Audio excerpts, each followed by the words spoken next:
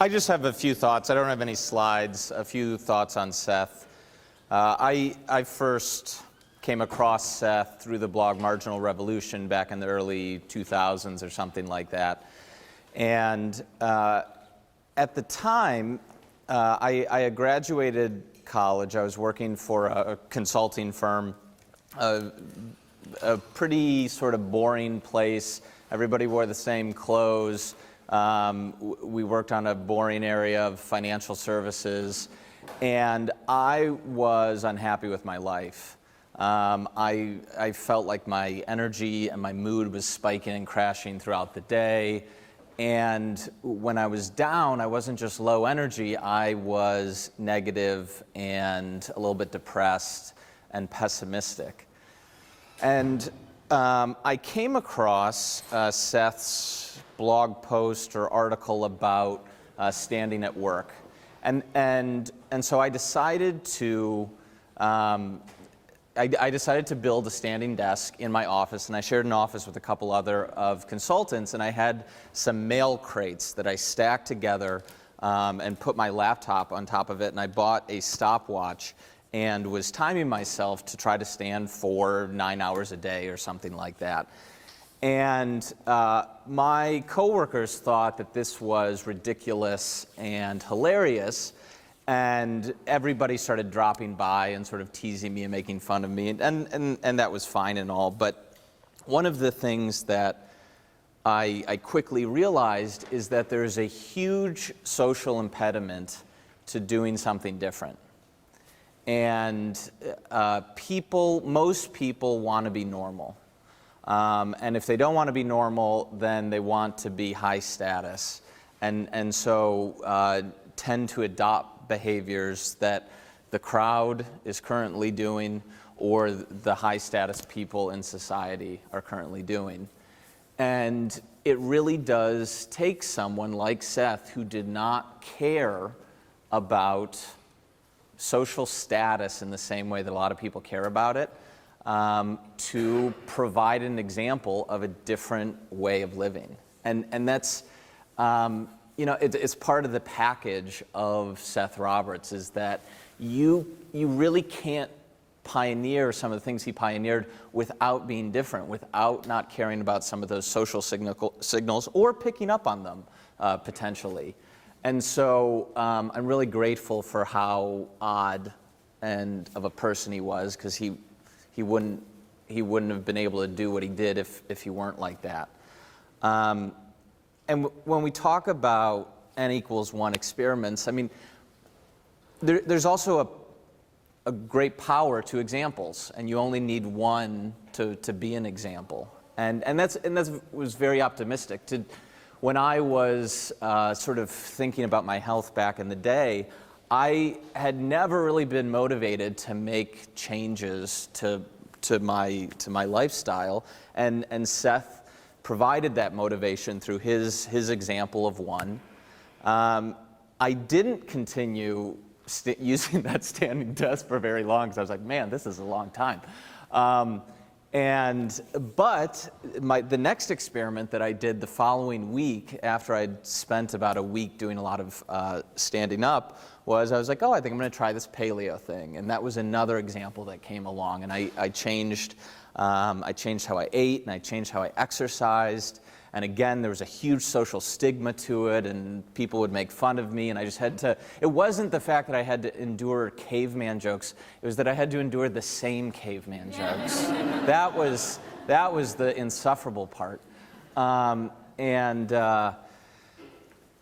So that motivation and example of one that Seth provided completely changed the course of my life. Like, I would not be doing the things I'm doing today and having written a book and speaking on this topic if I had not come across his post saying, hey, why don't you stand up for 9 or 10 hours a day? And so it just completely changed the course of my life.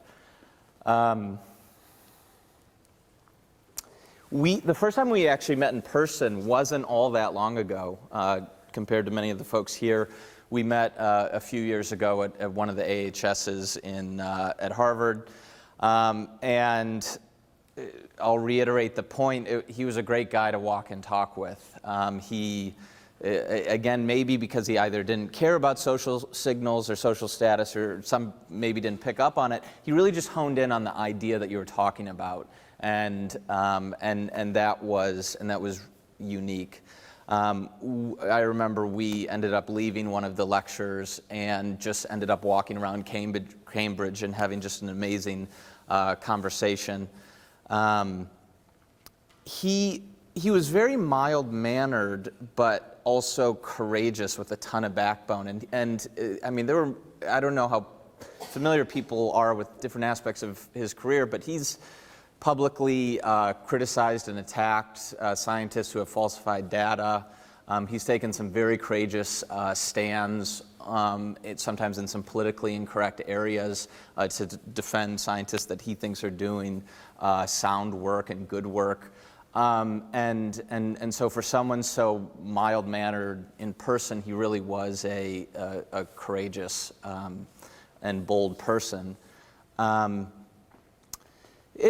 even his involvement in AHS, which is sort of this mix of sort of academic, but also practitioners and amateurs and biohackers and people experimenting with themselves. I mean, a lot of academics in a traditional career path would look at something like that and consider it low status, or might not want to be involved or affiliated or something like that. But he saw the value of this approach for generating hypotheses, actually reaching people with ideas that could improve their health, change behavior, generate more data and examples. And so, again, it was just another example of him seeing the value of ideas and not being concerned with some of the social status that people become so obsessed with. And even as he was attacking some professional scientists, really the thrust of all this self-experimentation is empowering amateurs and saying, every single person out there can be a part of the scientific method and can participate in the scientific method. One example can disprove something. I mean, that's extremely powerful. One person, one example can generate hypotheses. So many people think of science these days as, it's this like capital S science. And to participate in science, you need the right degrees. You need to have gone to a top-tier school and have the right degree and the right postgraduate degree and be on the right path and have tenure and be published and all these different things. And that's bullshit. That's science. The scientific method and inquiry into truth is not dependent on tenure and academia. It is a method and approach to understanding the world around us, and all of us can participate in that. I interviewed him for a little event earlier this year, and I had always sort of assumed that he had a lot of sophisticated methods for collecting data about himself. And so I sort of was expecting him to say, oh, I use these 7 different fitness trackers and I log all my data here and things.